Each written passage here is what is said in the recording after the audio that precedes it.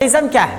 Federalism का मतलब होता है संघवाद। ठीक है, फेडरलिज्म का मतलब क्या होता है? संघवाद। अब देखिए, फेडरलिज्म का मतलब होता है संघवाद। हमें यहाँ जानने की जरूरत है, sir what is federalism? Federalism क्या होता है? पता है फेडरलिज्म क्या होता है? फेडरलिज्म का मतलब होता है वेयर या फिर फेडरलिज्म है सिस्टम ऑफ गवर्नमेंट। यह एक गवर्नमेंट की सिस्टम है जहां अगर चला जाए ना, in which power is divided between central authority and various constitute units of the country. मतलब फेडरलिज्म अगर देखा जाए, यह गवर्नमेंट का वह सिस्टम होता है जहां पर अगर देखा जाए ना कि जो पावर होता है वह पावर सेंटर से लगाकर, मतलब सबसे जो सुप्रीम बड़ा है वो बड़ा से लगाकर जो कॉन्स्टिट्यूट यूनिट है, कॉन्स्टिट्यूट यूनिट का मतलब क्या समझ रहे हैं? जो संवैधानिक रूप से ऑथराइज है उन सभी को पावर पूरी थोड़े थोड़े क्या हो, शेयर हो। सेंटर को भी कुछ पावर हो, नीचे वाले को भी कुछ पावर राइट्स हो, नीचे वाले को भी कुछ पावर एंड राइट्स हो। पावर एक आदमी के हाथ में ना हो, वो पावर पूरी तरह से क्या हो, बटा हो, और उसी जो पावर डिस्ट्रीब्यूट हो दिया जाता है उसी को हम क्या बोलते हैं? फेडरलिज्म। इमेजिन करके सोचिए ना कि हम अगर आए दिन, भले आज मेरे पास औकात नहीं है कि हम पैंट खरीद लें, लेकिन आने वाले भविष्य में मान लीजिए हम कोई अगर देश खरीदेंगे तो उस देश में ये फेडरलिज्म सिस्टम अप्लाई करेंगे हम। क्या सोचिए, तो फेडरलिज्म हम अप्लाई करेंगे तो सर ये बताइए कि हम भी चाहते हैं कि हमारे देश में भी फेडरलिज्म हो। हम जिस देश को खरीदेंगे ना उस देश में फेडरलिज्म व्यवस्था लागू करेंगे। अच्छा है, दूसरा तरीका से इमेजिन करिए कि सर क्या हम लोग का भी देश फेडरल कंट्री है? तो कैसे पता चलेगा? जब इसको हम जानेंगे तो पता चल जाएगा ना कि जो चीज़ें इसमें है और वो चीज़ें हमारे देश में है, तो इसका मतलब हमारा देश भी क्या है? फेडरल कंट्री है। क्या समझ गए मेरी बात? अब वहीं अगर तीसरी सबसे खास बात कहे ना, इमेजिन करिए, सोचिए, इंटरेस्ट लाइए कि सर एक दिन हम भी देश खरीदेंगे और उस देश में क्या करेंगे? फेडरलिज्म व्यवस्था रखेंगे। आप फेडरलिज्म रखेंगे तो इसका मतलब ना कि सर जो गवर्नमेंट सिस्टम होगा हम लोग के यहाँ, तो गवर्नमेंट सिस्टम को ही फेडरलिज्म कहते हैं, जहाँ पर पावर क्या रहेगी? पूरी तरह से डिस्ट्रीब्यूट रहेगी। कोई एकलौता आदमी के हाथ में पावर नहीं रहेगा। समझ में आया? उसको हम लोग क्या कहेंगे? फेडरलिज्म कहेंगे। फेडरलिज्म में अगर चल जाएगा ना तो फेडरलिज्म में क्या होता है? ठीक है, फेडरलिज्म में 2 लेवल्स ऑफ गवर्नमेंट होती है, एक तीसरा टायर ऑफ गवर्नमेंट भी आता है।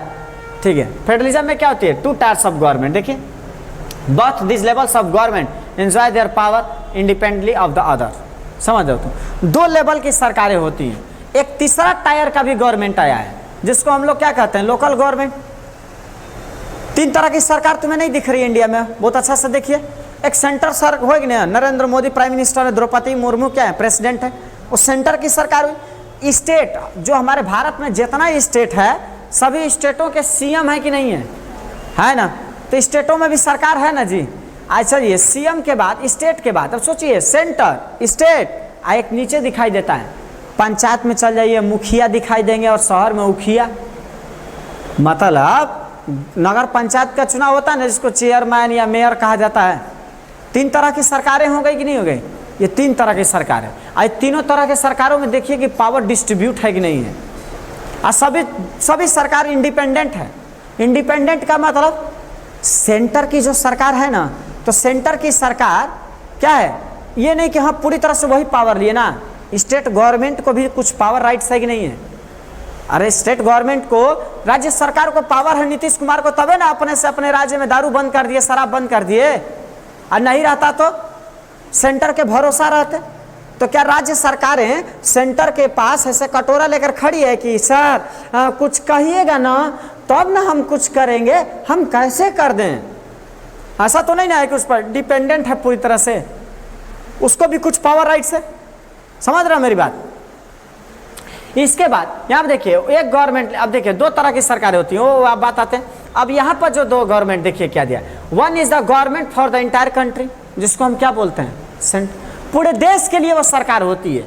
जैसे हमने क्या बोला है, Narendra Modi prime minister and president Droupadi Murmu, वो सेंटर की सरकार है। तो वो सेंटर की सरकार क्या है? पूरे देश के लिए ना वो सरकार है। जो भी नियम कानून बनेगा, चाहे वो कोई भी निर्णय लेंगे, तो किसके लिए होगा? पूरे देश के लिए होगा। इसके बाद ये देखिए, which is usually responsible for a few subjects of common national interest. इसके पास पावर राइट्स है जो नेशनल इंटरेस्ट पर ही चलेगा। चलिए आ गया जी, government at the level of provinces और स्टेट। एक सरकार देखिए, आपको राज्य सरकार के मिल रही है, गौर से देखिए ना, दिखाई देगा। है नहीं, 28 में 28 राज्य सरकारें हैं। इन सभी सरकारों को क्या है, look after much of the day to day administrating of their state, अपने राज्य की ना डे का, हर एक दिन का जो है अपने राज्य को देखती हैं कि राज्य का प्रशासनिक व्यवस्था क्या है, राज्य के लिए क्या चाहिए, क्या करना है। आर्टिकल 36 से 51, आर्टिकल 36 to 51 राज्य के नीति निर्देशक तत्व, तो वहाँ पढ़िए, आपको पता चल जाएगा कि हर एक राज्य को क्या पावर एंड राइट्स हैं। ठीक है, आ जाइए। ये 2 लेवल की सरकारें हैं। ठीक है, अब समझिए। अब ये हम जब जान जाते हैं कि सर हम समझ गए ये इतना, लेकिन ये बताइए कि हम भी देश खरीदेंगे ना। अच्छा, हमारे 2 तरह से हमने कहा ना कि पढ़ते समय 2 चीज़ का इमेजिनेशन करिए केवल, कि सर एक दिन हम भी देश खरीदेंगे और उस देश में फेडरलिज्म अप्लाई करेंगे। तो फेडरलिज्म अप्लाई करेंगे तो इसका मतलब, फेडरलिज्म का मतलब अप्लाई करने का मतलब क्या होगा कि वहाँ पर 2 से अधिक लेवल की सरकार होगी या 2 तरह की सरकार होगी, यहाँ तक कि एक सेंट्रल लेवल और एक स्टेट लेवल तक की होगी। और दोनों के दोनों क्या होंगे, इंडिपेंडेंट होंगे, एक दूसरे पर डिपेंडेंट नहीं रहेंगे, आश्रित नहीं रहेंगे कि जब तक से तुम नहीं कहोगे तो मैं कैसे ना, इंडिपेंडेंट रहेंगे। पावर कुछ डिस्ट्रीब्यूट रहेगा। घर में भी जाइएगा ना तो पावर डिस्ट्रीब्यूट रहता है, गौर से देखिए, नहीं है घर में प्रेसिडेंट, आज हमारी द्रौपदी मुर्मू प्रेसिडेंट है, वो नाम की प्रेसिडेंट है, लेकिन सारा डिसीजन कौन लेता है, प्राइम। घर में भी चल जाइए, पिताजी प्रेसिडेंट हैं, घर में नहीं है संसद भवन है, देखिए गौर से आँख खोल के, पिताजी प्रेसिडेंट हैं, बेचारे नाम क्या है, डिसीजन कौन लेता है, प्राइम मिनिस्टर लेता है ना। लेकिन ये सोचिए, अगर प्राइम मिनिस्टर और प्रेसिडेंट में कभी झगड़ा हुआ तो भोगेगा कौन, समझ में आ गया ना, आ जाएगा ना रोड पर साहब। इसीलिए प्राइम और प्रेसिडेंट का ख्याल रखने का, जनता को बार बार कहा जाता है, ये जनता अपने प्राइम मिनिस्टर और प्रेसिडेंट का, अपने माँ बाप का ख्याल रखो, अंत इन दोनों में अगर झगड़ा हुआ ना तो तुम लोग रोड पर आ जाओगे, समझ में आ गया ना। हाँ, अगर दिक्कत होगा। ठीक है, आ जाइए। इसके बाद देखते हैं, अब समझिए, अब देखिए हमारे यहाँ 2 तरह की सरकार चलती है। अब देखिए, अब कहिएगा ना तो एक फेडरेशन सिस्टम होती है और एक यूनिटरी सिस्टम होती है। आप कहिएगा सर मान लीजिए पावर डिस्ट्रीब्यूट कर दे रहे हैं और किसी एक आदमी के हाथ में पावर रहेगा तो उसको क्या कहेंगे, यूनिटरी सिस्टम हो गया। वो यूनिटरी, देखिए यहाँ पर अंतर देखिए, there is only 1 level of government और the sub units are subordinate to the central government. जहाँ एक तरह की सरकार हो और वह एक सरकार, ध्यान दिए, केवल एक सरकार हो और सभी जो लोग हैं ना, चाहे गवर्नमेंट चाहे स्टेट गवर्नमेंट हो, सभी लोग किस पर डिपेंडेंट रहेंगे, उसी सरकार पर। मतलब एक आदमी, केवल एक सरकार रहेगी। मान लीजिए मैं ही जैसे हूँ तो मैं केवल प्रेसिडेंट, मतलब हुआ तो मैं ही प्रेसिडेंट, अब मैं ही सब कुछ हूँ। अब जो दूसरे लोग हैं ना तो कटोरा लेकर ऐसे खड़ा रहेंगे, मैं 2 रुपया दे दिया कि लो अपना राज्य चलाओ, राज्य चलाओ, राज्य चलाओ। मतलब ये क्या है, ये क्या देखने को मिल रहा है, मतलब कि जहाँ एक लेवल की सरकार हो और सभी लोग क्या हो, उसके प्रति डिपेंडेंट रहते हो, आश्रित रहते हैं, उसको हम क्या बोलते हैं, यूनिटरी सिस्टम। जबकि फेडरलिज्म में ऐसा नहीं होता है, 2 लेवल की सरकारें होती हैं, है ना। अब देखिए यूनिटरी में क्या होता है, परीक्षा में आता है अंतर शो करने के लिए, बता देते हैं पहले ही। Central government can pass on orders to the provincial और local government. Central government unitary में भैया वो अकेले है, ये सब कुछ मालिक वही है, तो मालिक ये है, तो जो आदेश वो देगा, जो आदेश देगा, देखिए वो जो आदेश देगा वही लोग ना सब लोग करेगा, हाँ। जबकि फेडरलिज्म में क्या होगा कि central government can not order the state government to do something. हाँ, ऐसा नहीं है कि आप जो कहिएगा सो हम ही करेंगे ना, उसको भी कुछ पावर और राइट्स है, उसको भी तो कुछ अधिकार है ना। हमेशा आप आदेश उस पर नहीं चला सकते हैं, समझ में आ गया बात। वहाँ उसके लाभकारी लिए रहेगा तो भाई उसको अडॉप्ट करेगा वो। अब यूनिटरी में देखिए, सेंट्रल गवर्नमेंट सुप्रीम वही होता है, जबकि यहाँ पर देखिए फेडरलिज्म में देखिए स्टेट गवर्नमेंट को पावर है ना, जबकि उधर उसमें क्या हो रहा है, यूनिटरी में सेंट्रल गवर्नमेंट सुप्रीम है। Like the administrative divisions exercise only powers that the central government has delegated to them, their powers may be broadened and narrowed by the central government. सोच लीजिए, सेंट्रल गवर्नमेंट ही मतलब कि central एक level की सरकार, नियम भी वही है, कानून भी वही है, अन्याय भी वही है, जो करेगा सो वही करेगा। जबकि फेडरलिज्म में ऐसा अंतर पूरा क्लियर समझ में आ रही है मेरी बात, यूनिटरी और अब समझिए, तो ये आप समझ सकते हो कि सर तो इसका मतलब तब तो सर नहीं नहीं नहीं फेडरलिज्म सिस्टम ही सही है कि कम से कम झगड़ा तो नहीं ना होगा, 2 लेवल की सरकार रहेगी ना तो राज्य सरकार भी और केंद्र सरकार भी दोनों मिलकर साथ चलेगा, उसको भी कुछ पावर राइट्स है तो अपने राज्य के लिए कुछ करेगा, और सेंटर है तो अच्छा करेगा तो सबके लिए अच्छा करेगा। नहीं सर ये अच्छा है, फेडरलिज्म सही है, नहीं नहीं ये ठीक नहीं, तब तो फेडरलिज्म है ना सही है। तो कहिएगा कि सर हमारा देश फेडरलिज्म कंट्री है, तो देखिए पढ़िएगा तो खुद समझ में आ जाएगा कि ऐसा चीज़ है कि नहीं। तो देखिए अपने आँख खोलकर कि आपके यहाँ 2 से अधिक लेवल की सरकार है कि नहीं है, दोनों एक दूसरे पर डिपेंडेंट है इंडिपेंडेंट है, ये देखना होगा ना, तब ना समझ में आएगा कि कौन कैसा है। आगे देखिए, इसके बाद देखिए, अब देखिए इसके बाद चलिएगा तो अब जानना रहेगा कि सर फेडरलिज्म सही है वाकई में, तो अब आँख खोलकर हम देखेंगे कि सर फेडरलिज्म में फीचर्स क्या क्या हुआ है, थोड़ा ये भी बता दीजिए ताकि कभी मन किया तो हम भी एक देश खरीदेंगे, भले आज पैंट नहीं खरीद सकते हैं लेकिन एक दिन देश खरीदेंगे हम, देश मतलब हम इमेजिन करने के लिए कह रहे हैं, ये समझ में आया ना। तो इससे क्या होता है ना कि इंटरेस्ट बढ़ जाता है, उसी को पकड़ कर हम लोग सीखते हैं। देखिए फीचर्स क्या होता है, आप भी करना चाहते हैं तो कर सकते हो, कोई दिक्कत नहीं है, ठीक है। हमको उस देश का राष्ट्रपति बनाइएगा, हम उस देश को बहुत अच्छा से चलाएंगे, ठीक है। चलिए देखिए पहला फेडरलिज्म में, चलिए दिया है देयर आर 2 और मोर लेवल्स ऑफ गवर्नमेंट। फेडरलिज्म में फीचर्स नंबर 1, अगर आप फेडरलिज्म अप्लाई करना चाहते हैं तो समझ लीजिए फेडरलिज्म का फीचर्स यह होता है, मोबाइल देखो, मोबाइल में कहता है ना कि मैं क्या क्या फीचर है, तो कहता है ना कि 50 मेगापिक्सल का कैमरा है, 150 GB डाटा मतलब इंटरनल मेमोरी है, इतना रैम है, ये प्रोसेसर है, इतना इंच डिस्प्ले है, होता है ना। उसी फेडरलिज्म का फीचर्स, तब ना हम उस मोबाइल को चलाने लगते हैं कि नहीं अच्छा हमको यह चाहिए, हम इसी को चलाएंगे, बहुत अच्छा फोटो आ रहा है, तो हम भी जान जाते हैं तो अगले दिन लगाएंगे। तो क्या लगाते हैं, पहला देखिए देयर आर 2 और मोर लेवल्स ऑफ गवर्नमेंट, क्या होता है 2 या 2 से अधिक लेवल की सरकार होगी, मतलब सेंटर लेवल स्टेट 2 या 2 से अधिक लेवल की सरकार। दूसरा different tyres of government govern the same citizens but each tier has its own jurisdiction in specific matters of legislation, taxation and administration। ये क्या कह रहा है, दूसरा फीचर्स ये होता है कि 2 लेवल की सरकारें होंगी, ये सरकारें सेम सिटीजन को राज्य करेंगी, सेम सिटीजन पर चलेंगी, लेकिन सभी का ना लेजिस्लेशन में, टैक्सेशन में और एडमिनिस्ट्रेशन में डिफरेंट अधिकार क्षेत्र होना चाहिए, सबका अधिकार क्षेत्र होना चाहिए। नहीं समझे, समझिए केंद्र सरकार है तो केंद्र सरकार एक साथ हो गई, स्टेट लेवल 2 हो गया और लोकल 3 हो गया। पहले सेंटर और स्टेट को समझिए कि स्टेट सेंटर हो गई और ये स्टेट, तो सेंटर लेवल पर जो सरकार हुई ना, तो सेंटर लेवल पर उसको भी कानून बनाने के लिए लेजिस्लेशन चाहिए कि नहीं चाहिए। लेजिस्लेशन का मतलब क्या समझो, कानून जहां बनाया जाता है वो सभा, और जैसे संसद है ना, नहीं ये सेंटर पर संसद, उसी संसदीय भवन से ना उसको वो हो गया लेजिस्लेशन। स्टेट में लेजिस्लेटिव असेंबली, विधानसभा, उनको भी होना चाहिए ना, तभी ना वो भी कुछ कानून या कुछ डिसीजन ले पाएगा, ला कानून बना पाएगा। नहीं समझे बात, इसी का बात हो रहा है कि सर उन लोगों को ना, उन लोगों का भी लेजिस्लेशन होना चाहिए, कुछ स्पेसिफिक क्षेत्रों में उनका भी कुछ अधिकार क्षेत्र होना चाहिए। किस चीज़ में, लेजिस्लेशन, सेंटर लेवल पर भी लेजिस्लेचर हो।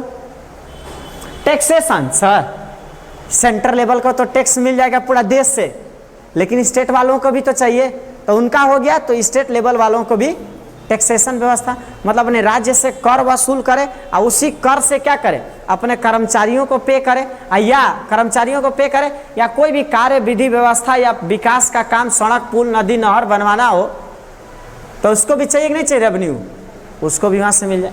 अगला एडमिनिस्ट्रेशन, तो सेंटर लेवल पर तो आर्मी का ही मालिक है सीधा, स्टेट वालों को भी होना चाहिए ना। तो Bihar police, Uttar Pradesh police, Madhya Pradesh police है, सब नहीं है, राजस्थान पुलिस नहीं है ना, तो उन लोग सब ये प्रशासनिक व्यवस्था भी वहाँ पर होना चाहिए। समझ में आ गया बात, ये एडमिनिस्ट्रेशन, ये सभी व्यवस्था होना चाहिए। यहाँ तक कि ये अब देखिए तीसरा क्या फीचर होता है फेडरलिज्म में, फेडरलिज्म में the existence and authority of each tier of government is constitutionally guaranteed. मतलब existence and authority of each tier of government, जो सरकारें हैं ना, तो उन सरकारों की जो अथॉरिटी है सरकार जो है, जो भी सरकार है, तो सरकार का जो अथॉरिटी बनेगा ना, चाहे एग्जिस्टेंस, उन सभी क्या कॉन्स्टिट्यूशनल गारंटी होनी चाहिए, कानून में लिखित होना चाहिए कि सर इस राज्य में एक राज्य सरकार होगी, इस राज्य सरकार के ये अंग होंगे, ये लोग ऐसे विधि व्यवस्था को चलाएंगे, तो कानूनी रूप से गारंटी रहेंगे, पूरे पावर और राइट्स के साथ ना काम करेंगे, वो वैसा होता है फेडरलिज्म। तीसरा क्या होता है, fundamental provisions of the constitution can not be unilaterally changed by one level of government. Such changes require the consent of both levels of government. नहीं समझे बात? देखिए, फेडरलिज्म अगर लागू कीजिएगा ना, तो फेडरलिज्म में एक, अब ये सब सोचते रहिएगा कि सर हमारे भारत में ऐसा कुछ है कि नहीं है, ये सब सोचते रहिएगा। अगर भारत में ही सब मिल रहा है तो समझिए भारत एक फेडरल कंट्री है। समझ में आ रही है बात मेरी? तो ये चौथा क्या है कि fundamental provision, fundamental provision of the constitution, constitution का जो फंडामेंटल प्रोविजन है, अरे यार मौलिक अधिकार होता है ना, आर्टिकल 12 से 35, 12 to 35, 12 से 35 जो अधिकारें प्राप्त हैं, इन अधिकारों को अगर चले जाइए तो इन अधिकारों पर क्या होना चाहिए, देखिए ये अधिकारों पर, तो ये अधिकार और फंडामेंटल प्रोविजन अगर कोई है ना, तो सोच लेगा कि सेंटर वाला हम अकेले कुछ चेंज कर दें, संभव?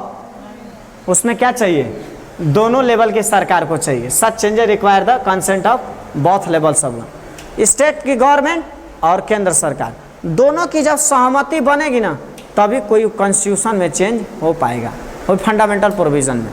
हम तो अपने मन का कोई एक लेवल का सरकार चेंज नहीं, कि कल चेंज करके, जैसे पाकिस्तान में था ना, परवेज मुशर्रफ क्या किए थे, याद है परवेज मुशर्रफ का, पढ़े थे 9 क्लास में? परवेज मुशर्रफ आर्मी के चीफ थे, वो प्रधानमंत्री बने, अब बन के जब आर्मी हाथ में आ गई तो आर्मी के बदौलत उन्होंने अपने आप को क्या कह दिया था, हम प्रेसिडेंट हैं, एक पास कर दिया मेमोरेंडम, अब पास करके तुरंत कह दिया कि हम राष्ट्रपति हैं, लो अपने मन ने, तो अपने मन में कुछ भी आप बदल नहीं सकते, वहाँ पर क्या चाहिए, बोथ लेवल्स ऑफ गवर्नमेंट चाहिए, तभी बदल सकते हैं। ठीक है, अगला देखिए, यही नहीं, फेडरलिज्म में अगला, courts have the power to interrupt, और तरीके तो सबसे बड़ा फेडरलिज्म में कोर्ट्स का होना, courts have the power to interrupt the constitution and the powers of different levels of government, कि कोर्ट्स को जो है कॉन्स्टिट्यूशन में दखल अंदाजी करने का पावर हो, कि अगर मान लीजिए कानून विधि गलती बना, आपने अपने मन से कुछ बना लिया, तो कोर्ट के पावर हो कि तुरंत वहाँ पर हस्तक्षेप करे, और ये कानून का आप अगेंस्ट जा रहे हैं, कॉन्स्टिट्यूशन तो कहती है कि इतना ही होना चाहिए, अब मानवता के लिए इतना ही सही है और देश के नागरिकों के लिए भी यही सही है, तो कोर्ट तो न्याय देगा ना। मतलब ये है कि फेडरलिज्म में ये इसका होना जरूरी है कि दो लेवल की सरकारें अगर झगड़ा भी की ना, तो दोनों के बीच में ये आ जाएगा, नहीं ऐसा नहीं। अगला देखो, sources of revenue for each level of government are clearly specified to ensure its financial autonomy.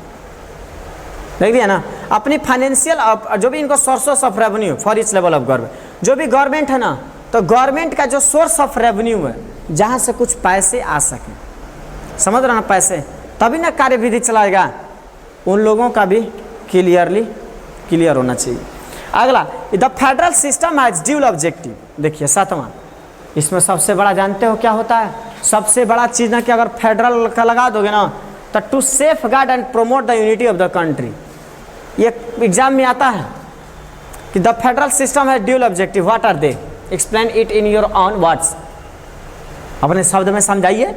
तो बताना पड़ता है सर, फेडरल सिस्टम अगर लागू करेंगे ना, तो पहले तो पावर डिस्ट्रीब्यूट कर दिए दो लेवल की सरकार, सर कोर्ट भी है बीच में, यहाँ तक कि सभी सरकारें हैं ना, तो उन लोगों को भी लेजिस्लेचर, टैक्सेशन, एडमिनिस्ट्रेशन की आज़ादी है। सर यहीं तक कि नहीं, आप चले जाइए, कोई कानून में एक लेवल की सरकार बदल नहीं सकती है। ये सारी चीज़ें के होने की वजह से ये तो पता चल रहा है कि कभी सेंटर और स्टेट, ये दोनों देश, मतलब दोनों लोगों में कभी झगड़ा, बल्कि सोचेगा कि हमको भी पावर राइट्स, इनको पावर, ये दोनों क्या रहेगा, मिल के रहेगा। इट प्रमोट यूनिटी, देश में झगड़ा ना होगा, कन्फ्लिक्शन ना होगा, सेफ गार्ड क्रिएट कर रहा है कि नहीं कर रहा है, एक फायदा। दूसरा, to accommodate regional diversity. Regional diversity का मतलब हमारे देश में हिंदू हैं, मुस्लिम है, कोई माइनॉरिटी है, सभी लोग हैं कि नहीं है, कोई स्टेट को अलग लैंग्वेज बोलने वाला, कोई स्टेट अलग लैंग्वेज बोलने वाला, सब डिफरेंट टाइप के, तो डिफरेंट टाइप के हैं, अगर ये चीज़ें कर दी जाएगी तो ये डाइवर्सिटी को क्या करेगा, एकोमोडेट करके रखेगा, तनाव कभी नहीं होगा, श्रीलंका जैसा केस नहीं होगा। ठीक है, आगे चलिए, आ जाओ बच्चे। अब जब फीचर्स पढ़ लिए तो अब जानने की जरूरत है कि सर ये जो फेडरेशन है ना, फेडरलिज्म जो है कितने तरीकों से चलता है, तो दो तरीका से चलता है। देखिए यहाँ पर ये दो तरीका से, एक होता है कमिंग टुगेदर और एक होता है होल्डिंग टुगेदर। देख रहे हो ना, ये देखो होल्डिंग टुगेदर, यहाँ पर इमेज में क्या दिख रहा है, एक दूसरे के साथ पकड़ के चल रहा है ना। होल्डिंग टुगेदर कमिंग टुगेदर करते जी, कौन सा, होल्डिंग टुगेदर की कमिंग टुगेदर? इंडिया। हाँ, होल्डिंग टुगेदर। होल्डिंग टुगेदर, सब साथ मिलकर चलता है। अभी हमारे प्राइम मिनिस्टर नरेंद्र मोदी अभी जितना पहले पीएम बने थे, जितना पहले पीएम बने ना, तो पीएम पहले जब बने तो पहले पीएम में देखा गया 2014 से 19, 19 से 24, इन दो बार के पीएम बनने में आप देख सकते हो कि उस समय हमारे प्राइम मिनिस्टर ने क्या कर दिया था पता है। उन्होंने जब पहला बार लिया ना तो सीधा ब्लैक मनी पर हमला बोला, आज तुरंत जो करेंसी, याद है ना तुमको, नोटबंदी किए थे, तुरंत तत्काल डिसीजन लिया था उन्होंने। यही दूसरा बार जब पीएम बने, तुम्हें याद है, तुरंत 370 हटाते इनको देर नहीं लगा था और किसी ने थोड़ा सा टी तक नहीं बोला था। और तीसरी बारी पीएम बने, मेजोरिटी नहीं मिला, तो गारंटी देते हैं कि जो पीओके है ना, पीओके पाकिस्तान, उसको लपेट लिया गया होता, लपेट लिया गया होता। अभी तक से कोई कुछ नहीं बोल पाता। अभी बांग्लादेश में चल रहा है ना, अभी मेजोरिटी मिलती थी, अभी इतना शांत नहीं। शांत रहने का मतलब समझिए, शांत रहे ना, मात्र इनको कमजोर नहीं तो समझिए ऐसे नेता को मिलता तो पावर कब का भी बजा देते। ठीक है, लेकिन अभी शांत हैं। आ जाइए, अगला देखते हैं काइंड्स ऑफ फेडरेशन। फेडरलिज्म दो तरह का होता है। अब सोच लो तुम, अब तुम समझना, अब ये समझना है कि सर हम लोग क्या लगाएंगे, अपने देश खरीदेंगे, तो फेडरलिज्म तो आप बोल रहे हैं कि पावर शेयर कर दिया जाता है, तो हाँ बाबू पावर शेयरिंग वाला है, लेकिन ये कितना तरीका से चलता है, दो तरीका से चलता है। एक होता है कमिंग टुगेदर और एक होता है, सर कमिंग टुगेदर और होल्डिंग टुगेदर क्या होता है बताइए, तब ना हम होल्डिंग टुगेदर लगाएंगे कमिंग टुगेदर। देखिए, coming together federation, the independent states coming together on their own to form bigger unit. मतलब जो भी, देखिए यहाँ पर आप देख रहे हो ना, यहाँ पर ये जो बड़े बड़े जो देश होते हैं ना, ये बड़े बड़े देश मिलकर जो एक का निर्माण करते हैं, इसी को हम लोग क्या बोलते हैं, कमिंग टुगेदर। अब मिलकर ये बना लिए, 4 लोग मिलकर, 3 लोग मिलकर क्या बना लिए, एक बड़ा सा देश हो गया ये कमिंग टुगेदर। यहाँ पर जो सेंटर है ना, सेंटरी मेन अथॉरिटी, ये भी पावर इनके साथ शेयर करती है, लेकिन इनके अधिकारी यहाँ पर, ये भी यहाँ पर, ये सभी लोग यहाँ पर आकर बैठेंगे। समझ में आ गया बात हमारा। जबकि होल्डिंग टुगेदर फेडरेशन में a large country decide to divide its power between the constitute state and the national government. सोच लीजिए, होल्डिंग टुगेदर में क्या होता है, होल्डिंग टुगेदर में ये होता है कि एक बड़ी सी देश, एक बड़ा सा देश क्या करता है कि देखिए अपना पावर जो है, जो हमारे राज्य है ना, तो छोटे छोटे राज्य बना देगा, और राज्य बनाकर उन राज्यों को भी कुछ पावर अधिकार दे देगा। तो जब ये छोटा सा पावर अधिकार दे दिया, वो भी स्वतंत्रता से अपने राज्य के लिए कुछ करेंगे, और मेरे पास भी कुछ पावर राइट्स रहेगा, हम भी कुछ करेंगे। तो इस तरह के मतलब जो फेडरेशन चलती है उसको क्या बोलते हैं, होल्डिंग टुगेदर। आप अमेरिका चले जाइए, अमेरिका को क्या बोला जाता है, कमिंग टुगेदर है।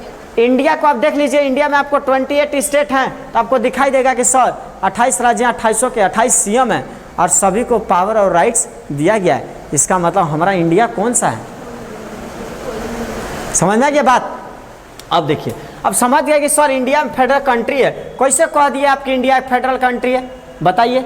What makes India a federal country, what makes India a federal country, ठीक है। What makes India a federal country का मतलब भारत कैसे एक फेडरल देश बन जाता है, कैसे बनाइए बताइए। तो हम इसमें पता करेंगे तब ना, देखते हैं। अभी जितना देर से पढ़े हैं, बस इतना चीज़ सोचिए कि भारत में है कि नहीं है। अगर है ना तो भारत एक फेडरल कंट्री, और नहीं है तो भारत एक फेडरल कंट्री नहीं। अब गौर से आप इस सोच कर देखिए, है कि नहीं, तो बताइएगा कहाँ सर है, चलिए पता करिए। तो भारत का कानून कहता है कि the constitution originally provided for 2 tier system of government, central government representing the union of India और द स्टेट गवर्नमेंट। मतलब भारत का कानून पहले ही बताता है कि भारत के कानून में पूरी तरह से क्लियर है कि भारत में 2 लेवल की सरकार होगी, एक सेंट्रल लेवल की सरकार। तो सेंट्रल लेवल की सरकार को क्या बोला जाता है? Union of India. यूनियन क्यों कहा जाता है? यूनियन का मतलब ना बाबू, ये जो 28 राज्य जो तुम देख रहे हो ना 28, तो इस 28 राज्यों को मिलाकर, 28 राज्यों को मिलाकर जो है, हमको हंसी आ रहा है तुम पर, ठीक है, बता रहे हैं, पढ़ा लेते हैं तो, ठीक है।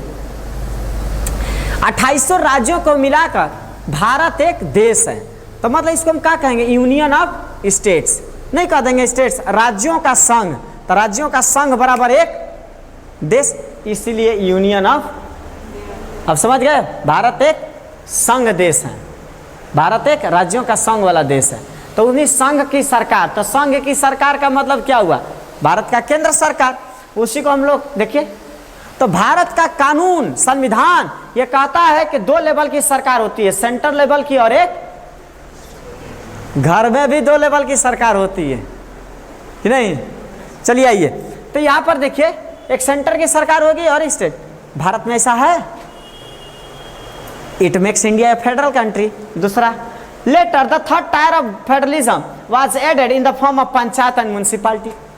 तीसरे लेवल की भी सरकार खोजी गई है, नहीं है लोकल लेवल की सरकार भारत में है, it makes India federal country. अगला देखिए, Indian constitution is a 3-fold distribution of legislative power. यही नहीं, 3 लेवल की सरकार के बाद भारत के संविधान में पावर को, सोचिए, पावर का डिस्ट्रीब्यूशन के लिए 3-fold डिस्ट्रीब्यूशन ऑफ पावर दिखता है, नहीं दिखता है 3-fold। ऐसी 3-fold के लिए देख लीजिए क्या बनाया गया? Union list, concurrent list, state list, है ना? नहीं हुआ? इसी लिस्टों में क्या कर दिया गया? पावर दिखाया गया। तो आप फेडरलिज्म में क्या पढ़े थे? पहला फीचर 2 लेवल का सरकार, दूसरा क्या पढ़े थे? पावर डिस्ट्रीब्यूट है। इसी पावर डिस्ट्रीब्यूशन के लिए हमारे कानून में 3-folded लिस्ट हैं। ये 3 लिस्ट सूचियां कौन कौन सी हैं? एक यूनियन, नहीं है union, union list, concurrent list, और दूसरा स्टेट लिस्ट। नहीं है पावर डिस्ट्रीब्यूशन। घरों पर पावर लिस्ट नहीं, घर पर पावर डिस्ट्रीब्यूशन होता है जिस दिन रजिस्ट्री होता है, नहीं रजिस्ट्री होता है। हम बताएं कैसे रजिस्ट्री होता है? पहले आवेदन दिया जाता है, फार्म भरा जाता है, हाँ नहीं फार्म, उसी को इंगेजमेंट कहा जाता है। जिस दिन फार्म भरा जाता है उस दिन उसको इंगेजमेंट कहा जाता है। वो इंगेजमेंट है, इंगेजमेंट, इसका मतलब तुम फार्म भराएगा, प्लॉट का फार्म भराएगा, और फार्म भराने के बाद आगे क्या होता है? नहीं, वो तो मतलब दूसरा चीज़ ना हो गया, वो आगे कहानी अलग है। अब क्या होगा कि फार्म भरा गया, फार्म भराया मतलब इंगेजमेंट हुआ। अगला दिन इंगेजमेंट के बाद फार्म भराया, फार्म भराने के बाद एक दिन डेट फिक्स किया जाएगा कि भैया इस दिन रजिस्ट्रेशन होगा। उस दिन रजिस्ट्रेशन होती है, पूरा धूम धड़ाका से लोग रजिस्ट्रेशन कराने जाते हैं, पूरा बैंड बाजा बारात लेकर पहुंच जाएंगे, अब पूरा बारात लेकर जाएंगे, उस दिन रजिस्टर्ड हो जाएगा। याद तरीके, this property belong to me, ठीक है, हो गया, रजिस्ट्री हो गया। अब भैया रजिस्ट्रेशन हो गया तो परीक्षा दिया आएगा, और यही परीक्षा दिया आएगा टर्न द रिजल्ट आ जाएगा। अब रिजल्ट लेकर लीली चुप रहो, मम्मी आ रही है। अब उसी रिजल्ट के साथ लाइवर जियो, नहीं समझे? समझ आ गया पूरा कहानी? ठीक है। तो उस समय जिस दिन रजिस्ट्रेशन होता है ना, उस दिन रजिस्ट्रेशन के दिन, उस दिन पावर पंडित जी बैठकर पूरा पावर कहते हैं, बाबू चलो जो बोलते हैं बोलो। अब चक्कर काटेगा, लोग चक्कर काट के पावर डिस्ट्रीब्यूट हो जाता है। नहीं समझे बात? समझ गए? तो हमारे संविधान सीधा बताती है हमारे इंडिया एक फेडरल कंट्री है। कौन कहता है कि India federal country? India federal country है। इसके लिए